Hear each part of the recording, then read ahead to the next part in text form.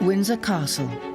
Of all Britain's royal palaces, none is older, larger, or more loved. This magnificent 1,000-year-old fortress is no museum. It's a vast, living castle. Even though I've been here a year, there's still parts of the castle I've not been into. Home to the Queen since childhood, Windsor is also the place from which the royal family take their name. Prince Harry's died and broken through. Prince Harry Brexit banner. The Queen's children and grandchildren have come to love this kingdom within a kingdom. For the first time, unprecedented access has been granted to the inner life of the castle. This is an historic portrait of an entire year inside the royal domain. So I sit here and you sit there, is that right? Yes, ma'am. When the Queen and her government entertain world leaders on grand state occasions, they come to Windsor. We say, take it in quick and get back here. This is where the royal family celebrate their most important occasions. Can you pass the salt, please? We'll meet the 300 people who live and work here. This is just pure gold. And discover what it is like to serve the monarch in her grandest home. Smart as a button stick. At Windsor, Crown and community live and work side by side. Morning. Any good, are they? Beautiful, absolutely excellent. Organic, surely, is Yes, it? yes, they are. We've lived here as in a home, very much more so than everybody since perhaps Queen Victoria. And I think that's what gives it its attraction and its strength. There's a coherent community which starts with the fact that the Queen is here. It's quite a large group, isn't it? It would still go if she wasn't, but it would be a completely different atmosphere. Above all the pomp, the history and the grandeur, everyone at Windsor knows that this is the place the sovereign calls home.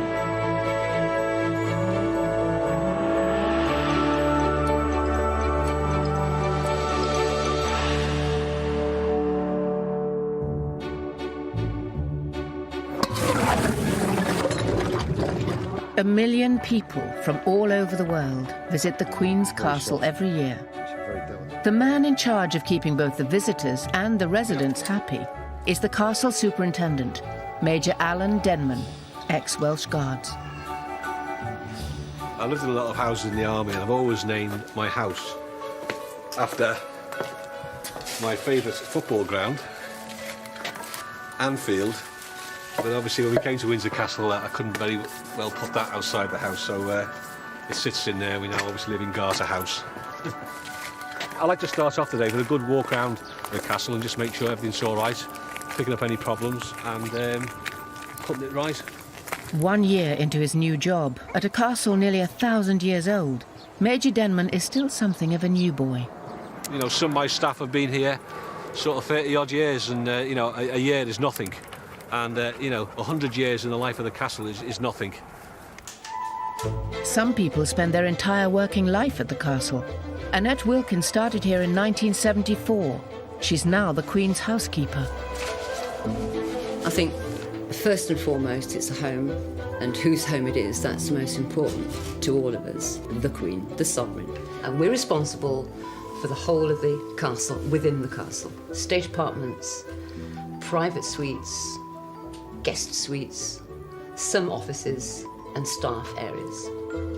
Directly above the housekeeper's corridor is the Grand Corridor. It runs along the private wing in a corner of the 13-acre castle. Here lie the private quarters of the Queen and her family. At present, we're preparing for the Queen coming back on Friday. Furniture is in the centre because we're putting traffic wax on the floorboards.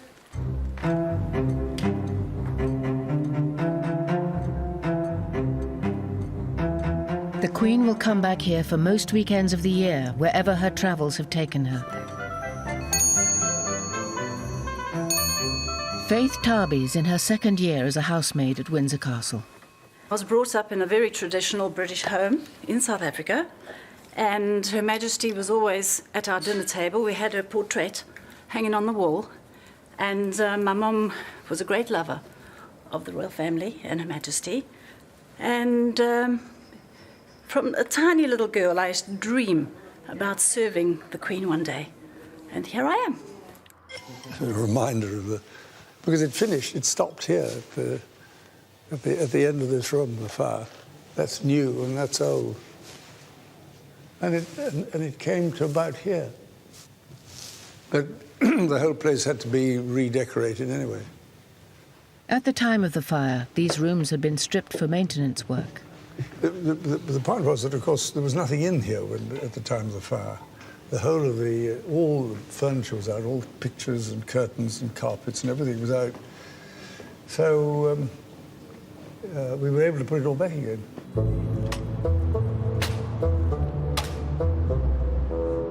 If Windsor is home, Buckingham Palace is the royal office. Here, the royal household team have just started planning the grandest royal occasion of the year, a special banquet for the French President Jacques Chirac. That's right. Bye-bye. The evening is to celebrate 100 years of the Entente Cordiale, the enduring bond of friendship between Britain and France. It's to be held in November at Windsor. This is the guest list, which has been approved by everyone, the Master and the Queen and the private secretaries. This one is for the Prime Minister, Tony Blair, and his wife. He's one of our regulars. I probably let them dry for longer, so I don't smudge them. And I pile them up unsealed, and then we have someone else check them all. And they have to be checked twice before they can go out. This is no ordinary state banquet. The Queen has approved a revolutionary plan. Les Miserables, the West End musical, will be performed at the castle. The Master of the Household, Vice Admiral Sir Tom Blackburn, is responsible for all royal hospitality. He is pondering one of the trickiest aspects of the banquet, the seating plan. When the Queen came to the throne, all state banquets were held at Buckingham Palace. But then a certain prince resurrected an Edwardian idea. Might guests not prefer to dine at Windsor Castle? I initiated that idea. There was absolute hell to pay. It was just, ye gods, how are we going to organise it? What are we going to do about the household cavalry? Where's the guard of honour going to be? How are we going to, where's the procession going to go? Where are we going? It's so easy if you do the same thing every time. You know precisely what's going to happen at Buckingham Palace, but you suddenly move it somewhere else. You've got to rethink everything. I mean, I think everybody enjoyed it, but it was a sort of, ye gods, or now what?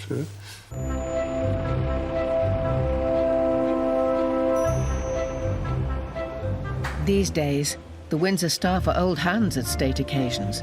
They start planning 6 months in advance. Will be coming in through that door. The food team are known as F Branch. In charge are Andrew Farquharson and Mark Flanagan. They've just had the banquet menu approved by the Queen. They're confident that it will impress even the French. The craftsmen of C Branch will be responsible for all the antique chairs, sofas, and tables required for a state occasion. But for now, they have smaller, though equally important pieces to look after. What we've got here is furniture from the Duke's study. This little sofa table, the wood, is calamander, which is part of the ebony family. And this is in the Duke's study under his library, under his bookcase. They're here most weekends, and we tend to go up during the week prior to them coming back on a Friday to make sure everything is as it should be. Because as you can appreciate, it's a home as well as a castle. That's perfect. Okay, let's go for that. Another head of department is also preparing for the presidential visit. Lady Roberts, the royal librarian, is curator of Windsor's priceless collection of manuscripts and drawings. She's assembling a special Entente Cordiale exhibition. The Queen has asked us to put out some things which will be of relevance to France. in the Crimson Drawing Room, where it will be seen by the Queen and the President and also by the other guests on that evening. What I have to judge is how much we're trying to stress the relaxed nature of the visit and how much we're trying to stress the more formal nature of it. This is one that I think we definitely want Louis-Philippe being led by Queen Victoria into St George's Hall with this magnificent display of gold and silver plate. I think we want these ones swapping round. The team must pick a handful of pieces from the library's 300,000 books, drawings and prints. The material that we gather together for these displays is nearly all kept, stored and accessible to visiting scholars and researchers here at Windsor. It's always an interesting challenge to provide a display for visiting foreign leaders. There are certainly some countries where we would find it quite difficult to give such deep and rich historical coverage, but we've always got something. This is a state occasion, not a private one, so the costs will be met from the civil list, the funds the Queen receives to cover her duties as head of state.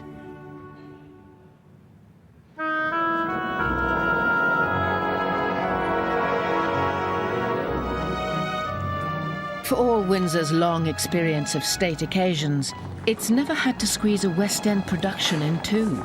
Les Miserables does not travel light, and that could be a problem. 4 tons of stage equipment are being piled into the Waterloo Chamber, except that's not what it's called anymore. For one night only, it has been diplomatically renamed the Music Room. Production manager Jerry Donaldson is transforming this grandest of staterooms into a theatre, carefully. Lighting and sound are going to be hanging off this truss, which hangs from the ceiling, from the chandelier points in the ceiling. Then tomorrow the stage comes in, sits underneath it, and then we've got a backdrop to hang up as well. The Waterloo Chamber is not just losing its name for a night. Also going are some of the generals who helped Wellington defeat the French in 1815. It is for their own safety, though, rather than for any diplomacy, that these old soldiers must come down from their noble perches. Yeah, handling big canvases like this, when you're taking them over balconies, it's always worrying. We're seeing some Lawrences coming down. They're considered too vulnerable in the position where they are to leave them there, and we thought about covering the march. But it seems easier, though it doesn't look easier, to actually take them completely away. 1, 2, 3, up. Keep coming up. Enormous care must be taken when dropping national heroes over 20-foot balconies.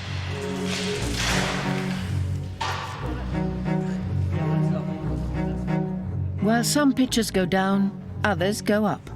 In the Crimson Drawing Room, Lady Roberts' new exhibition for tomorrow's guests is going into place. It must be perfect from every angle. Because we're putting the display up in this wonderful room where there are mirrors behind the display, the back of the display has to look at least respectable.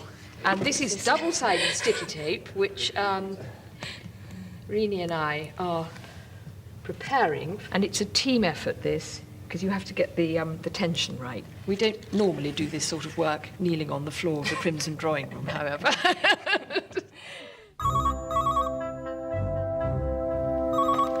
Hello, Castle Superintendent, can I help you?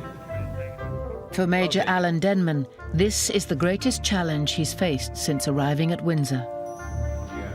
People have got to be fed, gentlemen ushers to come in, yeomen the guard, staircase party, duty electrician to sort out, make sure he's on duty.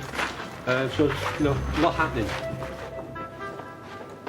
For now, the 17th century Queen's Drawing Room must double up as a warehouse. These are the Lawrences, which have been taken down. You can see who we got here. I can never remember the names now. Well, there's Pope Pius, which is obviously the most famous one. Major Denman's prime concern, however, is what the theatre crew are getting up to. I knew it was going to be big, but I didn't realise it was going to be this big. So how many people will actually be stood on that stage with the orchestra? 25-piece orchestra, and I think 41 in the cast. Quite a few. And anyone of note? Michael Ball? Yeah. Must have heard of him. No. Okay. lots of ex-cast members of Les Mis, but good. like famous ones. So. No, I have heard of Michael Ball. I'm only joking. But there's one subject at Windsor which nobody jokes about. So we've got extinguishers in the back. Yeah. We've got a group of extinguishers in the front grand vestibule salon. We've got both foam and CO2. So we're covering all the risks. The 1992 fire was started by a spotlight, and Jerry's got 150 of them. So I think because of the fire, they get a little bit twitchy here about what we're doing, because I think it was a little bit bigger than the health and safety guy who I spoke to earlier on was expecting, but it's reassuring them that we actually do know what we're doing, do you know what I mean? So I can understand, it's quite a big sort of lump of steel we're hanging in their very nice hall here, do you know what I mean? So yeah, but it does look quite overpowering, doesn't it? It's quite big.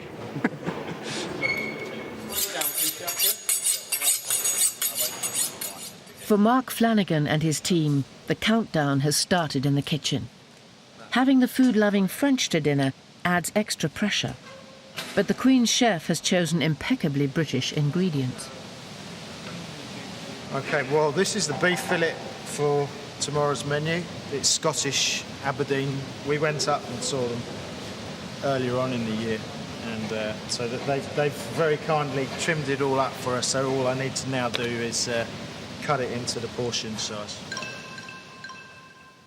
British beef it may be, but the wines will be French, as is the man in charge of them, Robert Large, the yeoman of the cellars. We have the champagne for the toast, which is going to be Paul Roger. Then we follow with the Chassagne Montrachet Les Mazures, which is going to be for the first course. Chassagne Montrachet is the king of the Burgundy region. The second course, anything with beef, we choose in the Chateau Léoville Poiferré, 1990. A very good Krug, 1982, for the pudding, which is a magnum this time. We try to actually get more Krug 82 just in case, and it wasn't possible to get any in the country. Okay, so that's how rare they are. At the end of a long day, the drama has already begun in the Waterloo Chamber. The set is wrong. A little bit of a disaster earlier on, but we unfolded the backcloth for the first time and went to hang it up. It's been specially printed. However, they've managed to print it the wrong way round. The logos should be in the centre and the paintings should be on the outside. So, bit of a major sweat on when I found that out. But I've managed to get another one tomorrow. But I have to send somebody up to Manchester to pick it up. As soon as they finish rehearsal, we'll get this one down, get the new one up, get it all stretched and looking lovely. So it's going well, apart from that.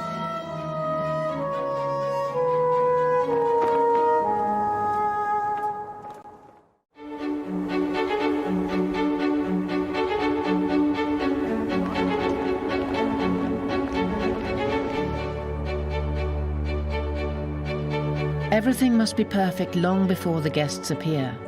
The Queen returns from Buckingham Palace this afternoon. At 5 p.m, her meticulous pre-banquet inspection will begin. We're using the green drawing room this evening for pre-dinner drinks. Also the crimson drawing room, which I need now to just move a little bit more furniture to make some space. As there is 136 guests, we need plenty of room in the room, so I'll move this sofa. And then there's plenty of room also so they can see the display which Royal Collection have put out in connection with the French visit. And it just gives them a bit more room, makes it a little bit more spacious. We're used to doing these now, and hopefully it should run like clockwork, which it normally does. I'm just hope everybody turns up on time and everybody's got a drink, and if they've all got a drink and they're having dinner and they're all happy, then I'm happy. Nowhere are preparations more scrupulous than in the private quarters where the most important guests will stay. Even the soap will have been personally approved by the Queen.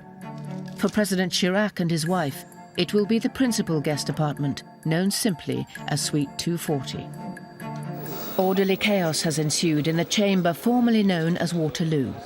The Queen will be particularly interested to see what has happened to one of her favourite staterooms, but the show's producers, led by Sir Cameron Mackintosh, have only just arrived for rehearsals. Everybody's turned up now, so everybody's got an opinion about it, you know. We're a bit late, bit behind schedule. Orchestra didn't turn up. We're supposed to be seating the orchestra now, so they're a bit late. It's midday, and the press have a chance to interview the stars. Sir Cameron Mackintosh is delighted to be staging a revolutionary French musical in this royal setting. I have to say, I did immediately think of the irony of the evening that this show, of all shows, would be taking place in this particular hall under the eyes of Wellington. Who was it that chose Les Mis as the most suitable musical to present? I suppose in the spirit of the Entente Cordiale, it's going to offend everybody. 2 p.m. The Queen is now on her way. Tony Martin is the castle flagman. It's his job to raise the royal standard the moment the Queen is inside the ramparts. He prepares to make his silent fanfare. I'm just getting the state visit flag ready for Her Majesty coming in. It's approximately 2:30, and this will stay up until the state visit's finished. One of the largest flags, it's 24 feet by 12. Very large flag.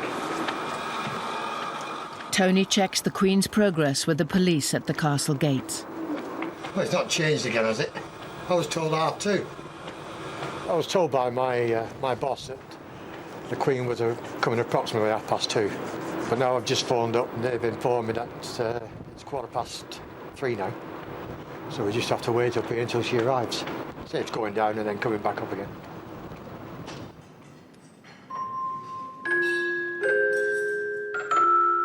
The grand table is nearly ready for inspection by the Queen, and all 952 pieces of cutlery and 816 glasses will be washed up by dawn.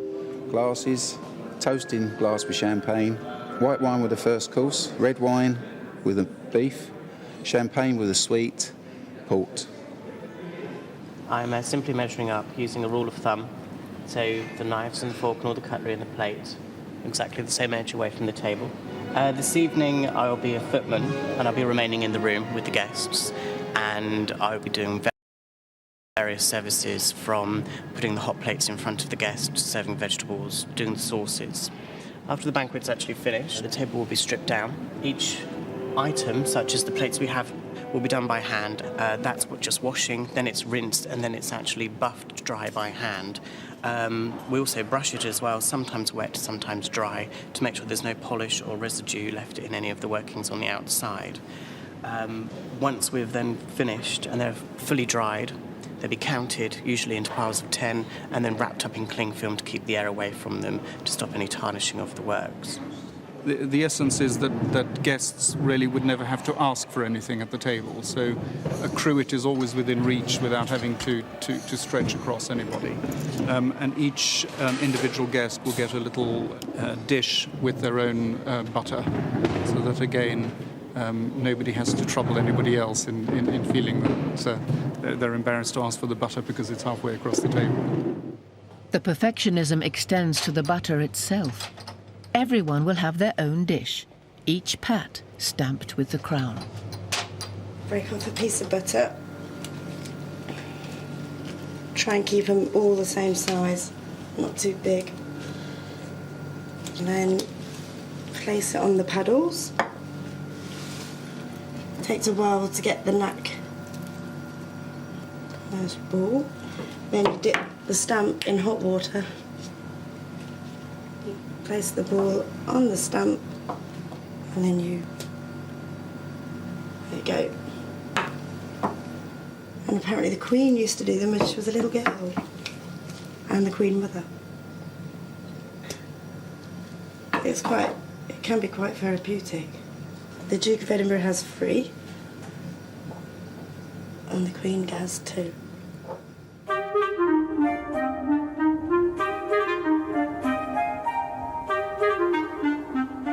From the top of the round tower, there's still no sign of the Queen.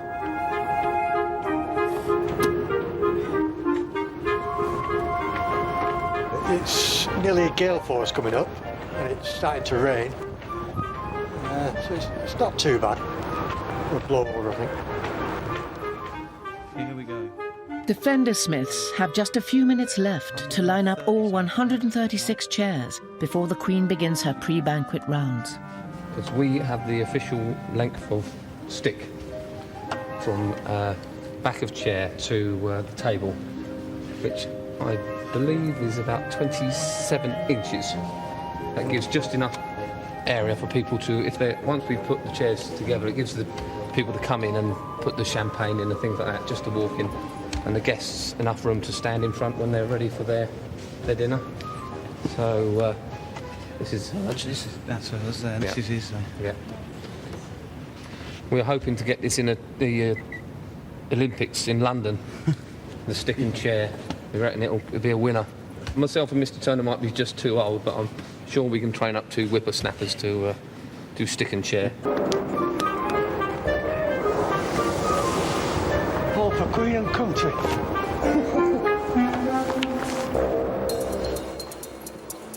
In the nick of time, the new Les Miserables backdrop has arrived. I'm just pleased it's here, that's all I can say. It's always all right in the end. Always all right in the end.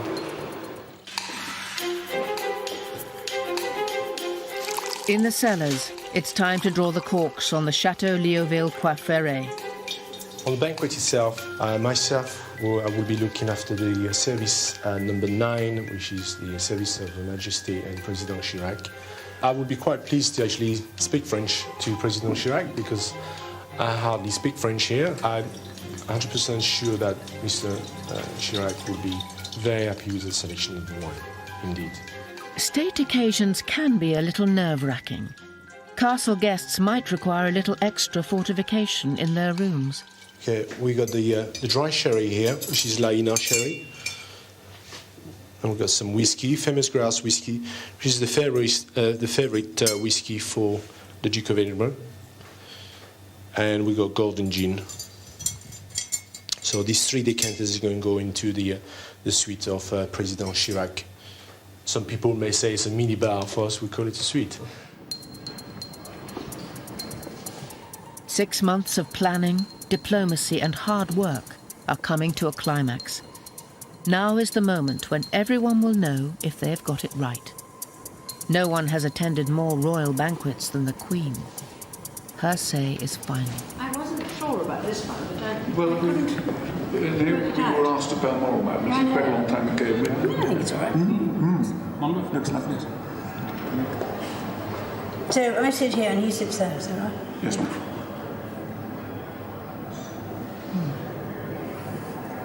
It's quite something, isn't it? It's quite chilly. The table has passed. The Queen's attention now turns to the set of Les Miserables. She's keen to ensure that everyone can see properly. It's quite but that's okay for the house, isn't it? You can see over the orchestra, can we? Yes. Because the orchestra is right at the back now, so the orchestra are playing behind, behind the singers. Even after all these years, Her Majesty is still impressed. You know, when people come in, it's quite something, isn't it? It is now, it's actually glorious. Now that the Queen has approved the arrangements, all departments get their final briefings. We just want to have a quick run through and make sure that everybody knows the dishes and the procedure that we're going to follow, okay? This is going to turn into, a conveyor belt, for the want of a better term. This is a small idea of what it's going to be. You've got to imagine that this is only one side of the oval. This is the finished dish, half of the finished dish, okay? And we'll have the same procedure again, percentage of it pre-built on trays, ready to come to this lineup, okay? Don't forget, we have about a minute and a half for each flat, and we have to push, okay? Okay, thank you very much. It's a 3-course meal, which is slightly different from what we have at banquet. It's a fish course, a main course, a sweet. The red light, that means once you've got the plates and your food, if you can all stand behind your service point where you're serving in a line, and then once I'm happy, then I will switch to the green light, or then everybody will serve together. Thank you very much. Thank you. The pre-drinks are champagne and soft drinks only, plus the drinks for the members of royal families. Service number 6, Mr. Mess. Special request, you have Princess Royal, who's having freshly squeezed orange juice. Only freshly squeezed orange juice, nothing else. After the banquet, Mr. Rode and Mr. Ford, liqueurs are done from the Garter's room. Yep. Cigars will be Mr. Clasper and Mr. Smith. Is that all okay to everyone? Okay. Thank you.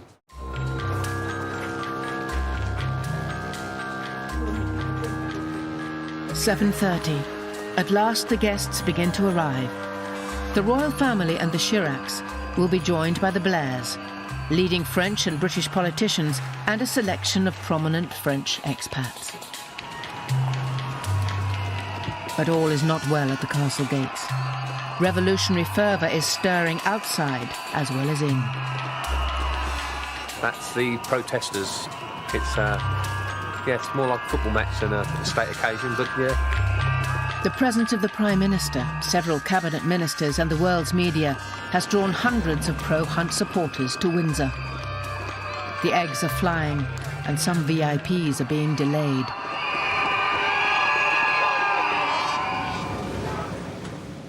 In the castle kitchens, the Queen's chef Mark Flanagan is unaware of the chaos outside. He's sticking to the agreed timetable. You're going to need to be here. Sorry, Stuart. Yeah, you need to be here, ready for me, yeah? Realistically, we're 15 minutes away from starting our assembly line, and for us, the main event. That's how close it is. It's the nervy time now. A further hitch. A deeply apologetic president has been delayed by 30 minutes. The Duke of Edinburgh reassures the Chiracs that all is well.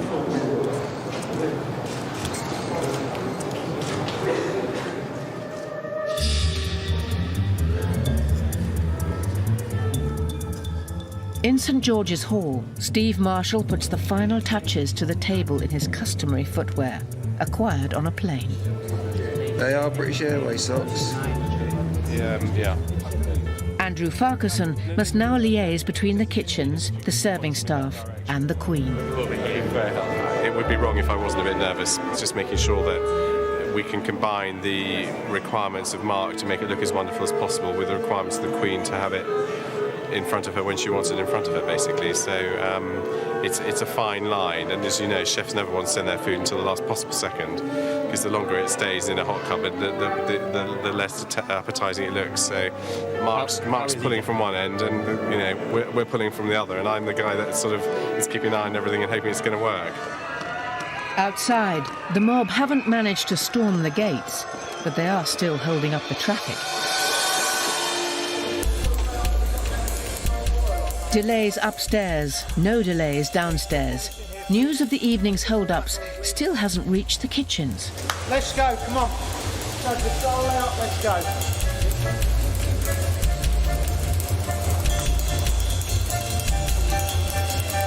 More soul, yes, sir. According to Mark's precise schedule, the guests should now be seated and listening to speeches. Except they aren't. They're only just making their way through to dinner.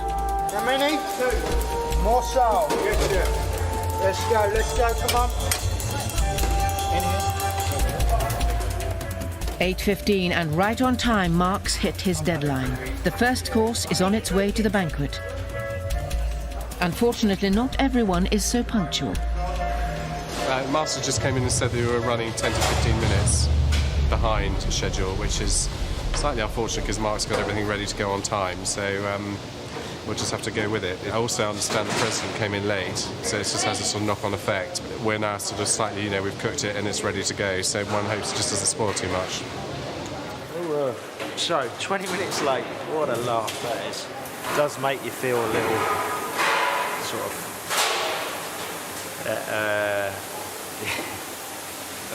I don't know. I mean, a bit disappointed that the fish is not going to be as perfect as I wanted it. The croupe's going to go a little soggy, but you know. The guests are finally taking their places. You know where you are. I think I'm along here somewhere. I'm going to driving down. Mrs. Blair helps the Prime Minister find his seat. He's placed between the French Minister of Defence, Michel Alliot-Marie, and the fashion designer Nicole Faye. President Chirac sits between the Queen. John, you need to make sure no holes in the service, sir. See, that's gone to cedar. You can't serve that. Que Votre Majesté avait employé The President thanks his hosts. en 1996, s'il est vrai que nous ne conduisons pas du même côté de la route. Underbuggers all go to stand down there. Footman opposite the numbers there, okay? With the toasts over, it's finally time to eat. The lights are switched to green. Green, all pick your dishes up. It's on the salvers for us. Getting it in as quickly as possible, given that it's quite delayed. So it's been there for a little bit, and it's been ready for a little bit too long, maybe.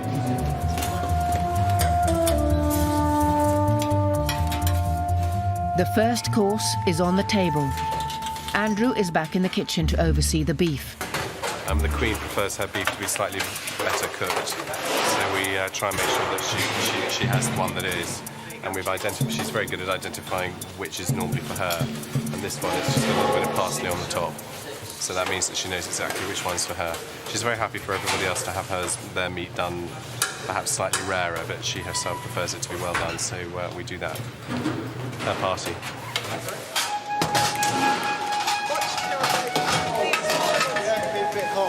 Nice and hot. Keep the door closed, sir. The main course is served. Even now, every vegetable is still being scrutinised. Back again. The next one you take is the one you're serving, okay? Where's the other boy? Let's give it to him. He's taking it in. Take it in quick and get back here. You back again, okay? How are they doing, Steve? They're doing marvellous. Only pudding remains.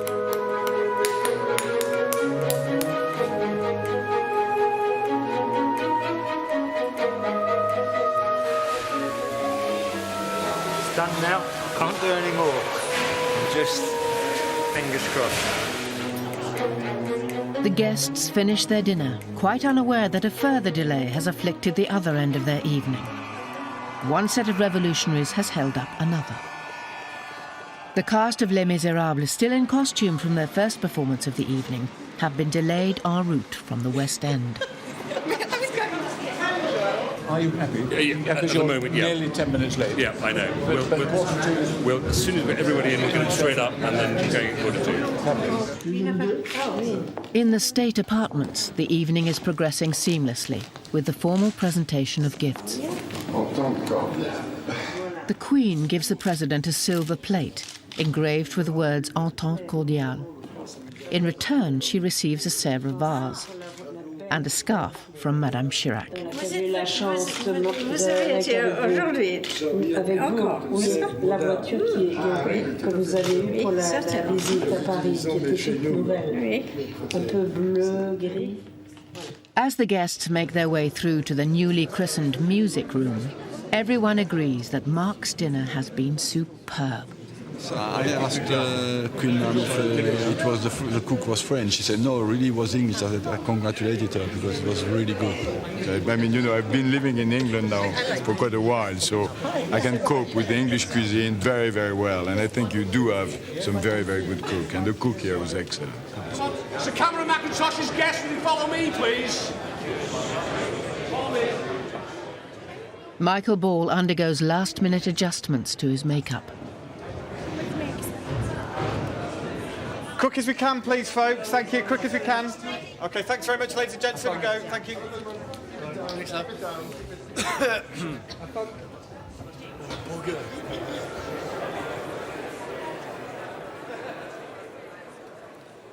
This show is not starting without the real leading lady.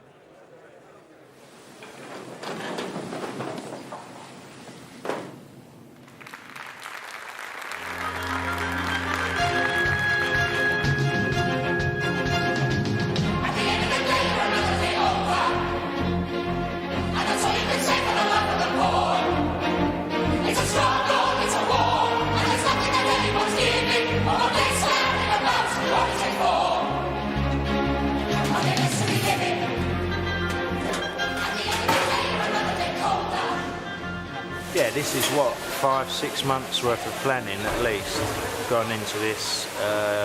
Nice to see. I don't have any children other than my boys, so this is like having a baby for me. Who am I? Who am I? I'm Jean Valjean.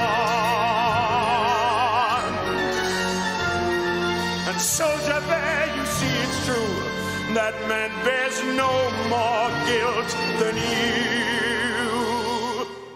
State banquets always demand the highest standards, whoever the guests. Tonight, the staff have risen to the occasion.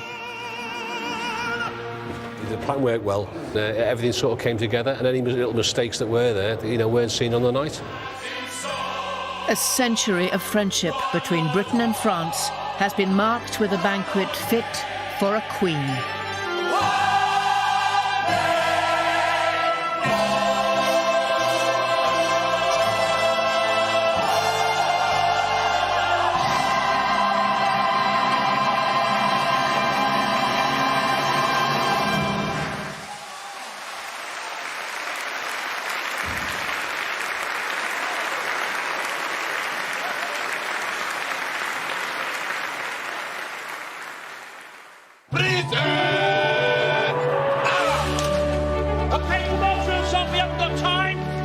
Their Garter colours, most of which have just been valued at about £250,000 each.